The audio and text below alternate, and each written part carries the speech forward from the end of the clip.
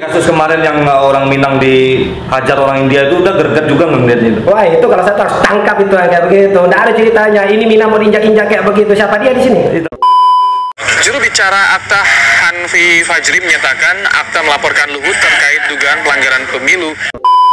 Yang dilakukan oleh Bupati Boyolali yang merupakan pejabat negara telah melakukan tindakan dengan mengajak masyarakat Boyolali untuk tidak memilih izin usahanya sebagai daftar usaha. Halo bro, assalamualaikum warahmatullahi wabarakatuh. Kembali lagi dengan saya Dapat Mulifat. Di sebelah saya ada seorang lawyer muda yang sangat berbakat di Indonesia. Yang pasti orang Minang itu udah Hanfi Fajri di Mulifat Channel.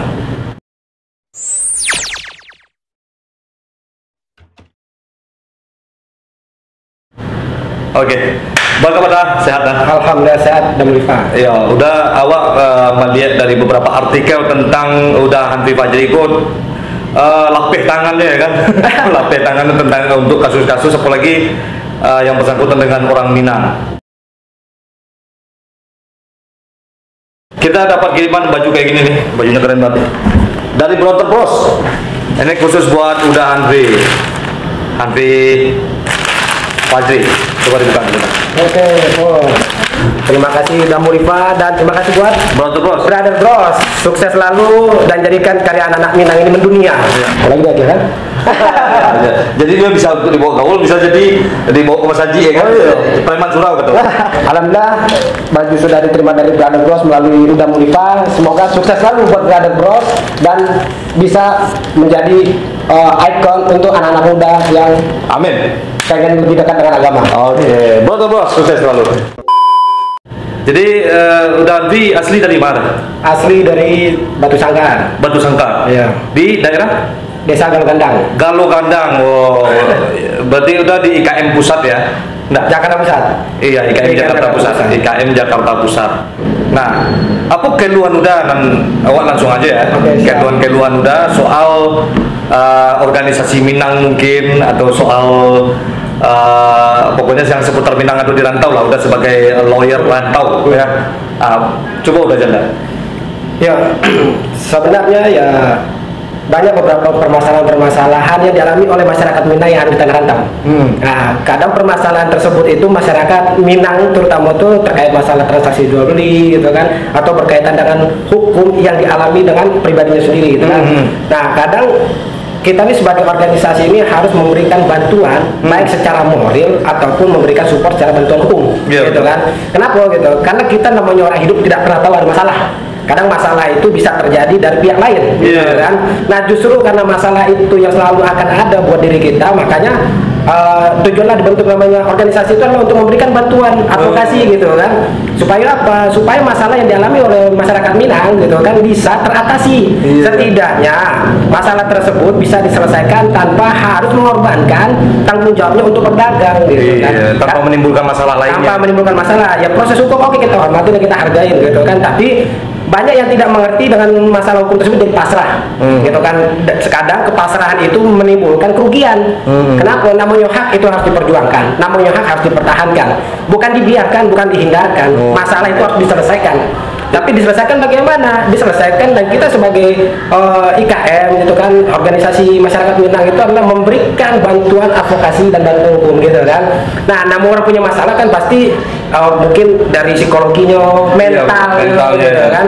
Tujuan orang kita berdagang itu apa? Hidup di Jakarta itu berdagang. Namun punya masalah. Ketika ada masalah gitu kan, masyarakat itu bingung. Iya betul. Nah, kebingungan itulah kita lah yang memberikan supaya apa? Memberikan ketenangan. Memberikan ketenangan. Kenapa? Setiap orang punya masalah pasti pusing. Pusing terpengaruh terhadap kehidupannya. Dia tidak mau dagang, dia tidak mau mencari tujuan utamanya mau cari uang tujuannya itu untuk membiayai dan nafkah sebagai kepala rumah tangga atau sebaliknya gitu kan. Jadi malah mengalami kerugian karena masalah itu gitu. Jadi banyak memang orang Minang kan bisa membuat satu dagangan, bisa membuat satu bisnis, tapi tidak tahu legalitas hukumnya. Akhirnya dengan kadang-kadang juga konsekuensi pedagang akhirnya pecah begitu aja ya kan? Nah itu satu pencerahan dari seorang lawyer dan berdarah Minang tuh. Kadang tuh ya masalah sesama awak gitu kan, sesama orang Minang gitu kan, ya kalau bisa kita menyelesaikan secara kekeluargaan. Bagaimana lah, ya sudahlah kita bagaimana cara penyelesaian secara keluarga sesama orang awak gitu kan. Nah itu masih bisa kita untuk selesaikan secara kekeluargaan. Tapi kalau permasalahan itu di luar dari orang Minang, kadang kita tidak bisa mengantisipasi. Iya betul. Contohnya apa ya, mungkin dari beberapa hal permasalahan. Kayak kasus kemarin yang orang Minang dihajar orang India itu udah greget juga ngeliatnya itu. Wah itu kalau saya harus tangkap itu kayak begitu. Nggak ada ceritanya. Ini Minang mau diinjak-injak kayak begitu. Siapa dia di sini? Tapi kenyataannya sampai sekarang orangnya bebas berkeliaran aja. Apa tindakan udah itu? Ya kami akan propam kan nanti polisi itu. Iya. Iya. Namanya orang itu mengalami penganiayaan itu harus bertanggung jawab secara hukum. Apalagi di situ menyebutkan kalimat itu orang Padang maling, orang Padang dan kalimat yang kasar. Saya sebagai orang Minang ini marah. Saya bilang kau ini harus bertanggung jawab secara hukum. Saya akan perjuangkan nanti masyarakat Minang ini terkait masalah yang kalian pencemarkan nama baik dari suku kami itu. Saya sebagai orang Minang nggak merasa terima dengan betul. kalian di sini kita hargai, tapi kalian tidak menghargai kami. Iya, itu sangat luar biasa sekali itu perjuangan udah ya. Jadi memang mungkin kalau adu jalannya untuk Basuo, belum ada jalannya untuk ketemu sama udah anti mungkin orang-orang terkait, makanya ya sampai sekarang masalahnya nggak begitu, atau mungkin ada permainan antara orang ini. Jadi polisi akhirnya diam aja, mungkin ada permainan antara si korban ini dengan si tersangka malah mungkin ya di belakang itu bisa jadi kan, ini susah juga. Nah polisi itu harus mengacu kepada kitab undang hukum acara pidana dan harus mengacu kepada peraturan Kapolri nomor 14 tahun 2012 tentang manajemen penyidikan gitu kan. Ini adalah penganiayaan gitu kan, yang mana di situ ada ujaran kebencian yang dilakukan oleh oknum orang India. Saya tidak mengeneralisasi orang India, tapi pelaku itu gitu kan. Kenapa? Karena dia telah menyebutkan suku, agama dan ras. Saya sebagai orang Minang merasa tersinggung. Kenapa? Kalau dia bicara pribadi itu urusannya di luar dari suku, tapi ini sudah membuat konflik antara orang Minang dengan orang India gitu kan. Kami minta Pak Kapolri agar segera menindak bahwa penegakan hukum di Indonesia tidak ada namanya diskriminasi. Sampai kemanapun kita minta Pak Kapolri dan Pak Jokowi ini harus melaksanakan tugas yang sebenar-benarnya. Kami percayakan hukum kepada Indonesia. Kalau kalian tidak mampu untuk menyelesaikan, ya kami akan bisa bertindak di luar dari proses ini. Iya betul kan. Dan kami minta kepada masyarakat Minang kita berkumpul semua dan harus bersatu. Gitu kan, karena ini bicara masalah penegakan hukum secara adil dong. Iya, jadi kalau ada banyak orang-orang kayak udah ini mungkin kita semakin kuat udah kalau menurut kita ya kan. Mudah-mudahan aja banyaklah yang termotivasi, yang nggak kelemar-kelemar, malah kadang-kadang dia seperti kompak di luar tapi orang Minang ini di dalam malah macam api dalam sekam gitu kan. Nah ini, jadi kita kembali lagi dah ke masalah awal dari udah berkarir. Kalau nggak salah udah dulu bareng-bareng Yonglek. Itu Yonglek belum jadi YouTuber atau gimana waktu itu? Itu kawan SMA Yonglek. Oh Yonglek kawan SMA. Oke. Sampai salah sama Yonglek yo. Yonglek. Lurusin kejut fokus kamera deh. Lurusin tegak. Geser kita. Oke. Itu. Oh kawan SMA. Berarti sangat muda sekali dah ya. Ya 29 lah. Udah tertarik dengan dunia perlawyeran ini kenapa gitu? Apa udah disuruh orang tua untuk kuliah di bagian itu, atau memang udah melihat dengan sisi pandang lain, gua harus ada tujuan ini nih untuk begini itu, atau gimana? Karena pada saat itu kita dari latar belakang keluarga ya kita ini sebagai pedagang keluarga. Oh pedagang. Di Tanah Abang tuh dagang juga apa gimana? Enggak, ya orang tua latar belakang di kaki lima dulu. Kaki lima. Tapi saya situ berpikir kenapa saya mau masuk di dunia hukum? Karena jangan nanti berpikiran kalau suatu saat nanti orang tua saya ini mengalami masalah hukum, siapa yang akan membantu dan menyelesaikan? Itu dulu dari keluarga dulu yang bisa jadi tolak ukur bahwa inilah yang menjadi dasar dan motivasi saya untuk membantu keluarga saya dari segi hukum. Baru sudah itu ke lingkungan, baru sudah itu ke tanah kelahiran yaitu Ranah Minang, baru habis itu mengabdi pada negara. Oh luar biasa sekali. Jadi udah MM ya istilahnya, MH ya? Ya masih SH. Tapi udah sekolah lawyer lah gitu ya? Oh sudah dari tahun 2014. Udah lulusan tahun 2014. 2014 langsung terjun gitu ya? Diterjun di dunia lawyer, ya kebetulan langsung direkrut sama mantan anggota DPR Komisi 3 Pak Hari Wicaksono dari Partai Demokrat. Hari Wicaksono. Jadi siapa aja yang pernah tangani tokoh-tokoh masyarakat di Indonesia ini? Ya Bapak Fadlizon terkait masalah ujaran dan kebencian yang dilakukan oleh Sekretaris Jenderal PSI dan si Faisal Asgaf, gitu kan. Terus saya pernah jadi pengacaranya Ahmad Dhani. Terus pengacaranya jadi tim awal Pak Prabowo.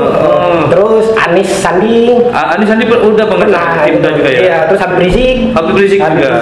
Terus Jenderal Herawan gitu kan, tim Mawar Kopassus tahun 98 gitu. Yang kasus Ahok dulu. Ahoknya pernah kita masuk dalam tim untuk melaporkan sebagai dari pelapor di akta terkait masalah penistaan Al-Maidah. Yang dulu ya. Iya. Iya. Berarti banyak juga sepak terjang gitu ya. Ya alhamdulillah. Tapi kalau orang Minang sewaktu-waktu minta bantuan udah gitu kan, karena banyak kan dia nggak ngerti masalah hukum, dia minta bantuan dan dia takut kan. Orang Minang ini kan kebanyakan yang menang daya kalah nasib ya. Kalau di rantau ini banyak juga gitu. Akhirnya dia terjerat hukum, dia tidak bersalah dan dia tidak punya uang. Apakah udah mau membantu sebagai orang Minang gitu? Ya namanya itu adalah salah satu tujuan untuk memberikan edukasi, memberikan sosialisasi, dan untuk memberikan bantuan hukum dan advokasi untuk masyarakat Minang khususnya kapanpun insya Allah saya siap. Gitu. Siap ya. Tapi kalau orang kaya udah pasti dong. Ya kalau udah pasti kita ada juga kan, kamu kaya ya kayak saya juga kaya. Itu mungkin profesional. Tapi kalau orang susah, oke lah, kita sama-sama membantu sama kayak dokter ya. Iya. Jadi jangan tanya duitnya dulu. Iya, yang penting tanya apa yang bisa kita lakukan dari permasalahannya ini, gitu kan. Karena kan ya tidak semua orang yang punya masalah itu adalah orang yang mampu. Tapi pernah ada kalah kasus? Ya menang kalah itu relatif. Pernah kalah, pernah menang, gitu kan. Kayak MMA ya. Iya, tapi lebih banyak menangnya. Alhamdulillah menangnya. Oke, Bel.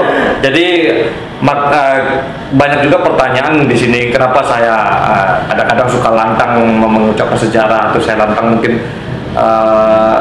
menyinggung sesuatu, karena di belakang juga ada teman-teman sahabat-sahabat seperti Hanfi, Udanal dan lain-lainnya yang tergabung dalam lawyer di Indonesia ini. Ada juga yang banyak juga tokoh-tokoh di Minang itu yang mungkin TNI, Polri, pejabat ya. Jadi insya Allah itu semua saya kenal dan insya Allah kenal ya, dan mau saling membantu gitu. Makanya kita juga harus menegakkan jika ada yang menghina Minang, etnis Minang ya kita juga harus lawan itu gitu. Oh iya, siap pasang badan. Ya, tapi kalau dia atas nama Indonesia ya silakan. Tapi kalau negara lain yang menghina Indonesia kita siap lawan juga. Gitu, kan? Ya. Tapi kita tidak mau juga diadu sesama anak bangsa. Enggak mau, jangan mau diadu. Mau, yang penting kita damai lah ya. Damai. Jadi udah Hanfi kasih sedikit motivasi untuk anak-anak muda sekarang ini yang banyak sekali terjadi di Minang, udah narkoba. Terus satu lagi di Minang itu saya lihat tidak adanya KPI tentang Komisi Penyiaran Indonesia, tapi yang ada di Minang itu tentang contohnya lagu-lagu Minang gitu. Nah, seperti ada itu, dia bukan laki-laki, dia perempuan, tapi dia mempunyai album lagu dengan pakaian perempuan. Dia laki-laki dengan pakaian perempuan, bencong lah istilahnya ya. Terus itu dia bikin album dan itu beredar. Kalau menurut pandangan saya itu pembiaran buat orang Minang itu ada jenis-jenis manusia seperti itu gitu. Menurutnya gimana itu? Ya manusia itu kan diciptakan dua jenis sama Allah kan? Iya. Ada perempuan, ada laki-laki. Nah kalau kita bicara masalah tentang hukum adat Minang, adat bersandarkan syariat bersandarkan kitab Al-Quran. Tapi kalau itu dibiarkan, itu pelecehan buat kita, buat orang Minang. Iya makanya. Gitu kan? Ya tunjukkan dong eksistensi dia sebagai laki-laki atau ditunjukkan sebagai eksistensi dia sebagai perempuan. Ya banyak itu yang belagak bencong, dan dia pakai perempuan dan mengkomersilkan lagu Minang dengan cara perempuan, padahal dia laki-laki. Gitu. Iya, itu sudah menyalahi kodrat kan gitu. Itu boleh itu ditegur ya, disomasi mungkin. Ya mungkin kalau tidak bisa dia lakukan perbaikan buat dirinya dia, ya maka kita sebagai manusia normal akan menyampaikan peringatan ya. Apalagi dia mengatasnamakan budaya Minang. Nah itu dia lagu Minang maksudnya. Mau lagu, mau tata cara menyampaikan bahasa, mau kebiasaan, mau berpakaian yang mengatasnamakan adat istiadat Minang, kita sebagai orang Minang gitu kan, ya kita marah gitu kan. Karena nanti ada pembiaran ya. Iya, makanya nanti itu akan menjadi penilaian negatif terhadap suku Minang. Iya, rusak generasi berikutnya. Merusak generasi, makanya ya bergaullah sama ulama, minta pendapat gitu kan, bergaullah yang positif gitu kan, jangan dijadikan sesuatu hal yang tidak baik untuk mencari keuntungan secara pribadi, tapi kalian rusak etnis gitu kan. Dan kalau seperti itu ya dari milik mama gitu kan, atau lembaga adat ada oknum yang merusak, ada istiadat dan kebiasaan dari suku Minang kayak begitu tidak ada juga dan masih ada pembiaran, kami akan melakukan tindakan upaya hukum. Itu luar biasa, nanti kita bicarakan itu di Siap. kamera. Oke, kita kasih motivasi buat anak-anak muda kita sekarang, banyak apalagi yang narkoba ini memang semakin merajalela, apalagi kita yang jelas Sumatera Barat, mungkin semua daerah ya, yang jelas buat Sumatera Barat dulu, cara menggapai impian mungkin apa yang harus dilakukan agar menjadi orang-orang yang berguna bagi bangsa dan negara. Lakukanlah yang terbaik buat dari tanah kelahiran atau kalau bisa untuk skala nasional, memperbaiki diri, memilahlah dengan pergaulan yang positif. Harus banyak baca-baca buku gitu, harus banyak tahu referensi, harus banyak juga berdiskusi kepada nenek mama atau senior atau uda atau kakak gitu kan. Bergaul dengan orang-orang yang baik. Orang yang baik, karena yang mempengaruhi itu adalah diri kita dengan pergaulan kita gitu kan. Ya kalau kalian bisa membatasi diri dengan pergaulan positif, insya Allah kalian tidak akan bisa terpengaruh gitu kan.